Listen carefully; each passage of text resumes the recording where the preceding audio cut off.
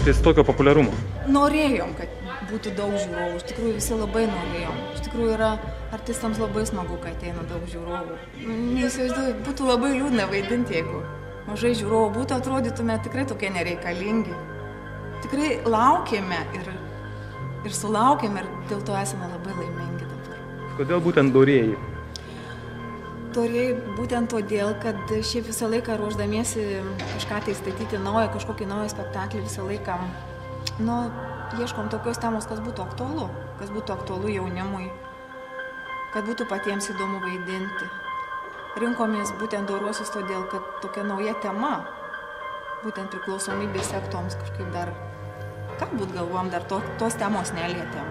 Tai va būtent todėl pasirinkom, kad ta tema dar buvo nevaidinta, galbūt dar nenuvaidinta, o šiaip yra problema labai aktuali visoje Lietuvoje, visame pasaulyje, turbūt girdim iš televizijos, iš spaudos, kad priklausomybės sektoms yra labai aktuali tema.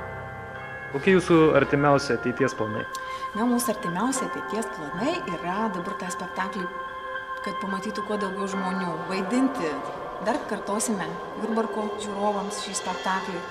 Važiuosime į festivalius, jau štai rytoj išvykstame į Mergės teatrų festivalį, kur susitiksime su savo senais ir naujais draugais, vaidinsime šį spektaklį.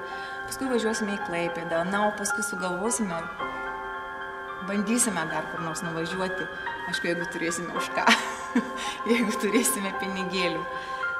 Iš tiesų pastatėme spektaklį, tai belieka tik tai jį parodyti, pristatyti žiūrovams, toks mūsų ir tikslas yra. Tai toks planai vaidinti ir vaidinti.